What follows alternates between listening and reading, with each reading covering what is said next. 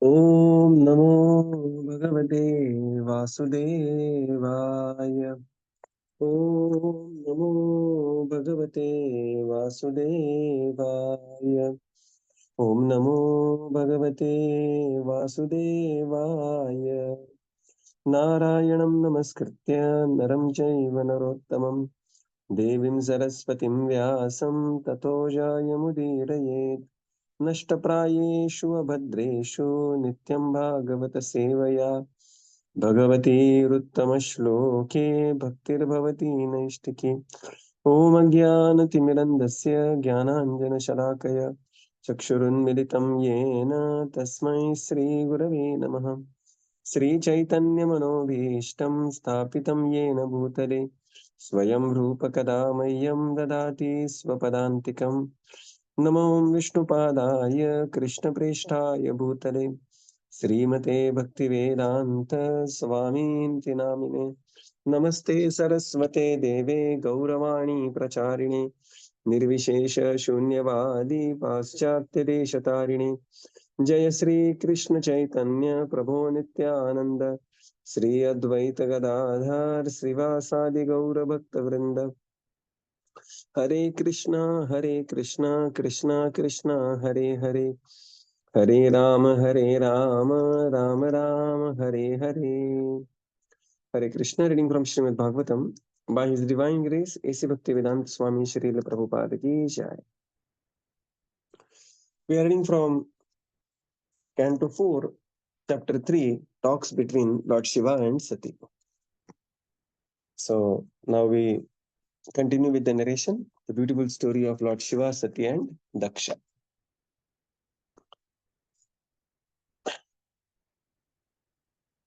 Just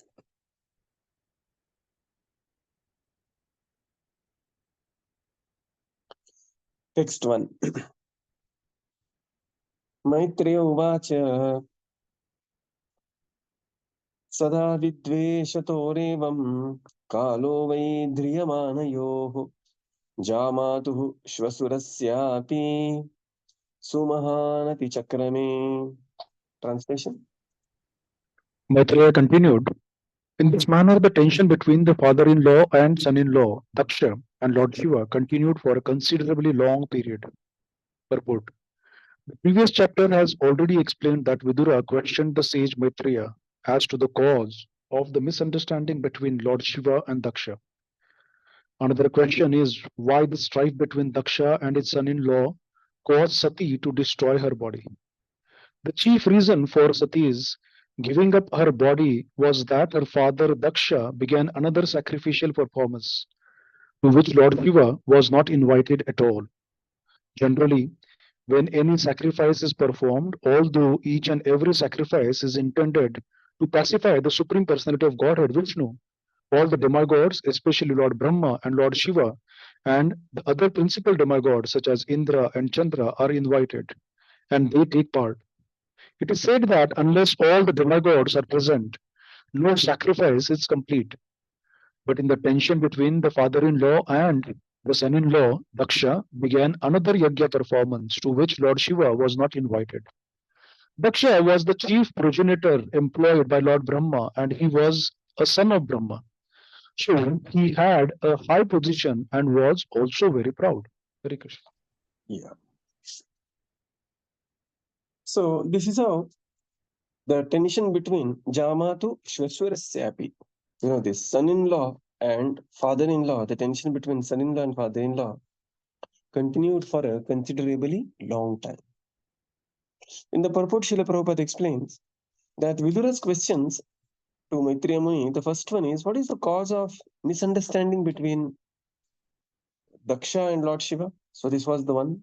This was previously answered, that he did not stand up and Daksha took that as offense.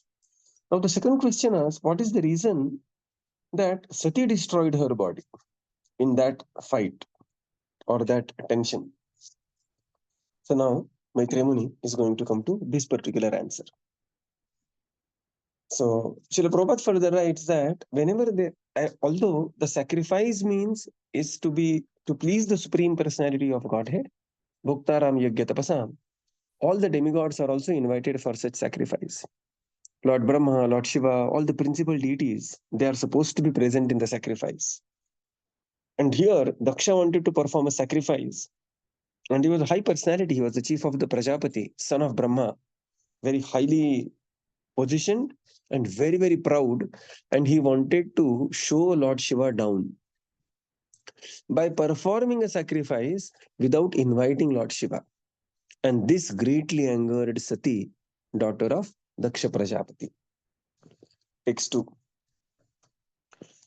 Yadabhishakto Dakṣastu Brahmana Parameshthina Prajapatinam Sarvesham Adhipatye Smayo Bhavat. Translation.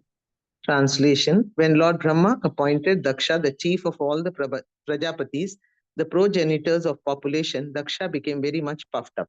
Purport: Although he was envious and was inimical towards Lord Shiva, Dakṣa was appointed the chief of all Prajapatis. That was the cause of his excessive pride. When a man becomes too proud of his material possessions, he can perform any disastrous act, and therefore Dakṣa acted out of false prestige. That is described in this chapter. Hare Krishna. So when he was appointed as the chief of the Prajapati, right? He is not just Prajapati, he is the chief of the Prajapati. Dakṣa became extremely puffed up. In the purport, Srila Prabhupada explains that Dakṣa was already envious and inimical towards Lord Shiva. And when he was appointed as the chief of the Prajapati, he became very puffed up and became too proud. And thus he acted in a false prestige. What this means is, we are not our posts. And the respect that people offer to us, right? Respect is offered to us, it's not for us, it is for the posts that we are occupying for most of the reason, for most of the times.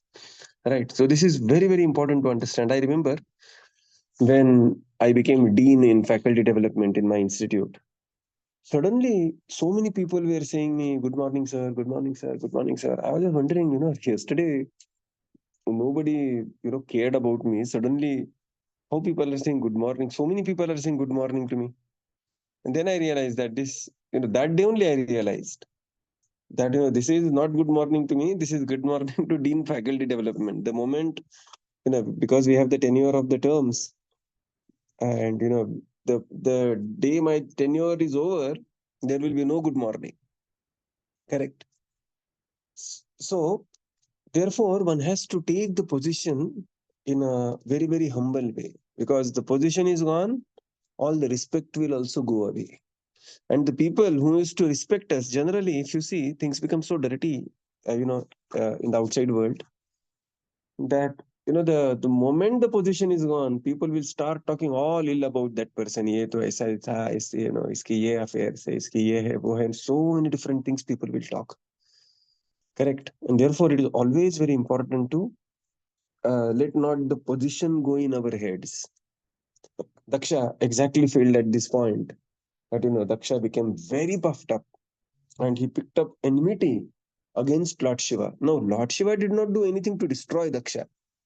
Simply by the virtue of picking up enmity against Lord Shiva, right? It was sufficient for Dakṣa to get destroyed. Text 3. Ishtva sahvajapeyena brahmishtan abhibhuya cha brihaspati savam nama samarebe krutattamam. Translation. Dakṣa began a sacrifice named Vajapaya, and he became excessively confident of his support by Lord Brahma. He then performed another great sacrifice named Brihaspati Sava. Purport: In the Vedas, it is prescribed that before performing a Brihaspati Sava sacrifice, one should perform the sacrifice named Vajapaya. While performing these sacrifices, however, Dakṣa neglected great devotees like Lord Shiva. According to the Vedic scriptures, the demigods are eligible to participate in yajnas and share the oblations, but Dakṣa wanted to avoid them. All sacrifices are intended to pacify Lord Vishnu. But Lord Vishnu includes all his devotees. Brahma, Lord Shiva, and the other demigods are all obedient servants of the Lord Vishnu. Therefore, Lord Vishnu is never satisfied without them. But Daksha, being puffed up with his power, wanted to deprive Lord Brahma and Lord Shiva of participation in the sacrifice. Understanding that if one satisfies Vishnu, it is not necessary to satisfy his followers. But that is not the process. Vishnu wants his followers to be satisfied first.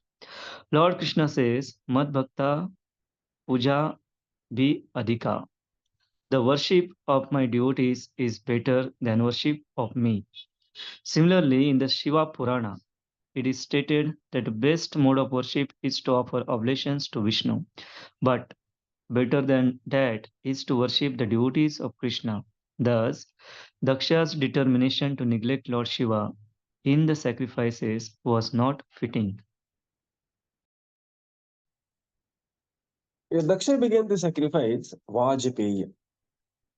So Vajpayee, we have Atal Bihari Vajpayee. so Vajpayee. So the Vajpayes are those who perform the Vajpayee sacrifice. Okay, so this is where it comes from. He became excessively confident of his support of Lord Brahma because Lord Brahma, his father, had made him the chief of the Prajapati. He then performed another great sacrifice named Brihaspati Sava. Brihaspati Sava. In the purport, Srila Prabhupada explains that the Vedas describe that before performing Brihaspati Sava, one should perform the Vajpayee Yajna. So, while performing all these sacrifices, it is very important that all the demigods are to be invited. And here, precisely, Daksha neglected Lord Shiva, and he neglected Lord Shiva, thinking that if he performs a yajna directly to please Lord Vishnu, then Lord Brahma, Lord Shiva, everybody is taken care. Now, this is the puffed up nature of Daksha. Although he is trying to perform a yajna for Lord Vishnu, he is trying to minimize the position of Lord Shiva or Lord Brahma. This is considered as aparat. Prabhupada says this is not the process. Yatha taror mool nishechana. Yes, there is, it is with an understanding, and it is not to minimize the position of Lord Shiva or Lord Brahma, right? So they are, they are their own dignitaries on their own style, and they are very, very extremely dear to the Supreme Lord. And in fact, Prabhupada writes here, the Lord says, Vaishnavas are more dear to me. Later we'll hear in Bhagavatam that how dear Vaishnavas are to the Supreme Lord. Lord says that, my dear Uddhava, I can cut off my relationship with Goddess of Fortune, even Balaramji, or even I can cut off my bodily part, but I cannot cut off my devotee from me. This is how the devotees are dear. And what to speak of a devotee who is Lord Shiva? He is the greatest of the devotee, Vaishnavanam Yathashambho. So, Daksha utilized the whole thing in a very crooked manner, thinking that, if I directly do yajna to Vishnu, there is no need of Lord Shiva, neither there is no need of Brahma, because if Brahmaji comes, he will ask, hey, where is Lord Shiva? You have not called him, your own son-in-law, and he is, the Mahadev, he is the Devata. You have not called him. So he bypassed Brahmaji, he bypassed Lord Shiva, he directly wanted to worship Lord Vishnu, which is not the process. Correct? Now, so many times people will get this answer, that how demigods are to be respected. But we don't minimize the position of the demigods to some order supplier.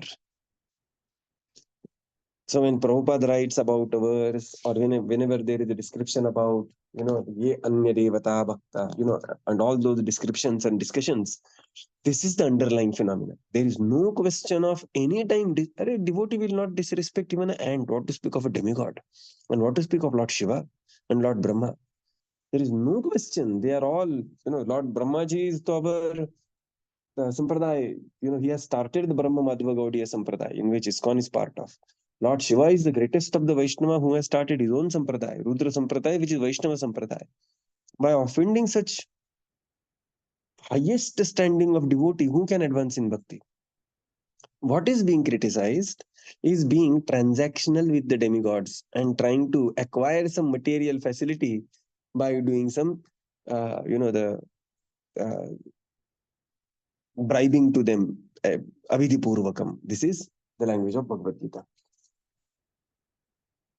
Lord Shiva also says that, that amongst Prabhupada writes here, in the Shiva Purana it is explained that amongst the different modes of worship, this is the beautiful question by Parvati Devi, and she's asking that what is the greatest worship, my dear husband? And then Lord Shiva says, Aradhananam sarvesham Vishnur Aradhana param tasmat parataram devi tadiyanam samarjanam. So Aradhananam sarvesham, amongst all the Aradhanas, Lord Shiva says, Vishnur Aradhana param, the highest is worship to Lord Vishnu. Tasmat parataram devi, here Devi is Durga Devi. Parvati is asking this question. Better than that is tadiyanam samarjanam, worshipping the devotees of the Supreme Lord.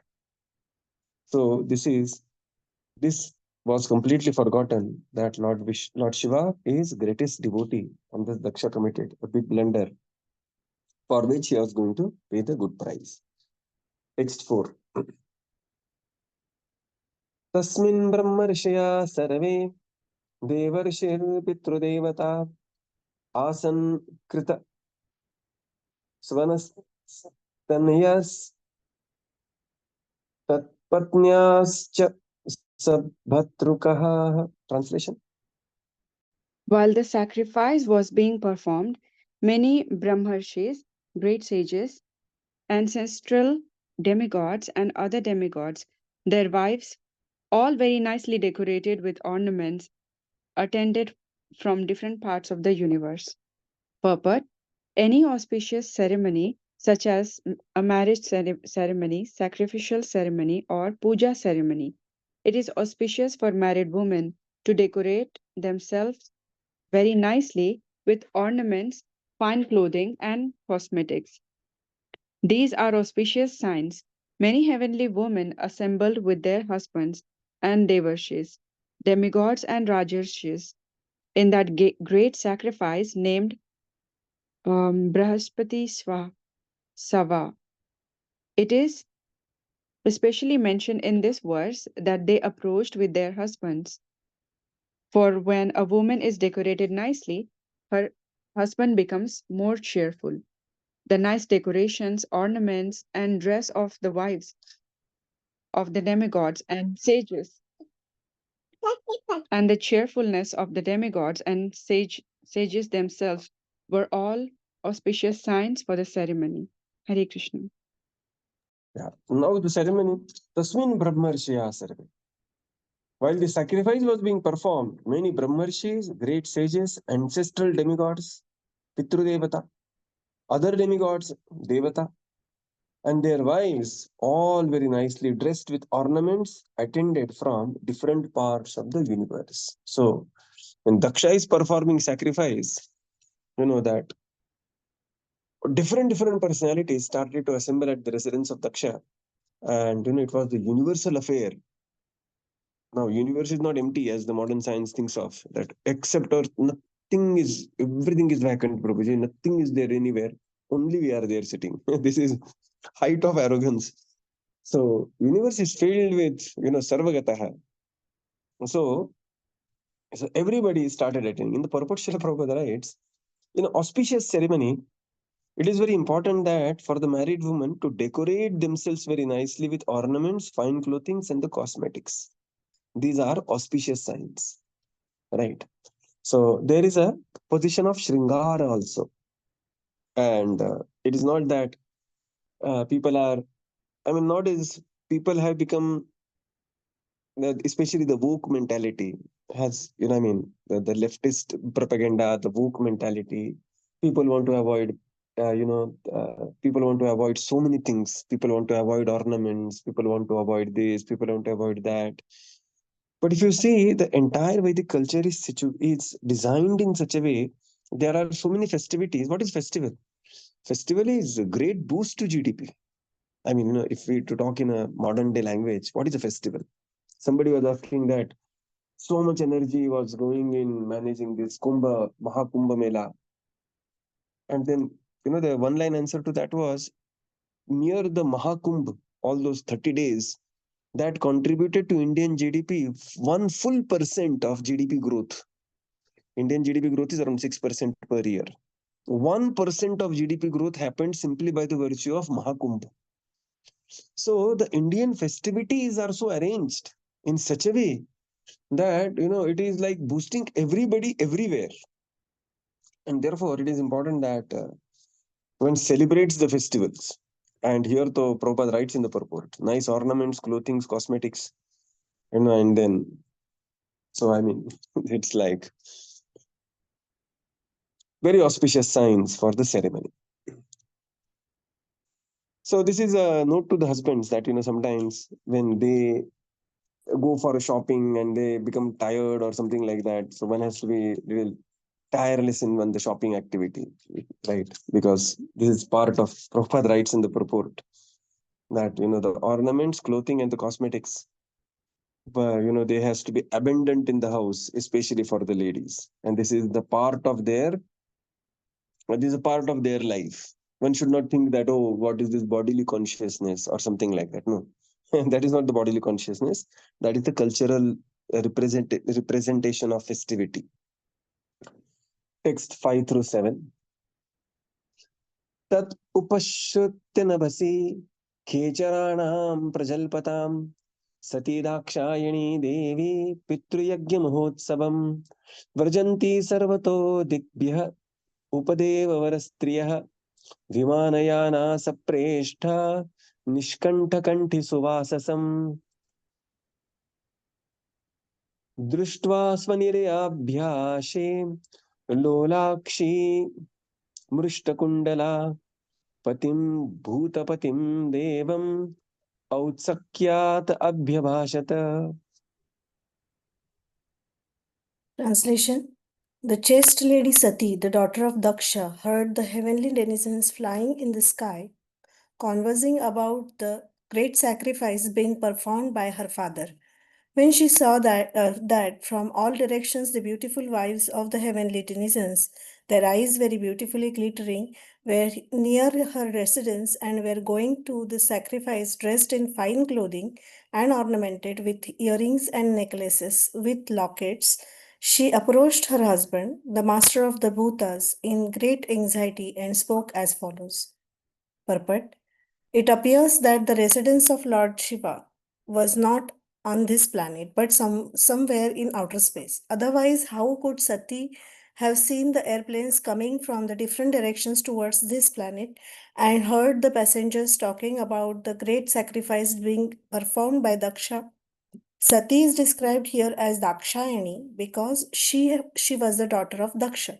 The mention of Upadeva Vara refers to inferior demigods like the Gandharvas, Kinnaras, and Uragas, who are not exactly demigods but between the demigods and human beings.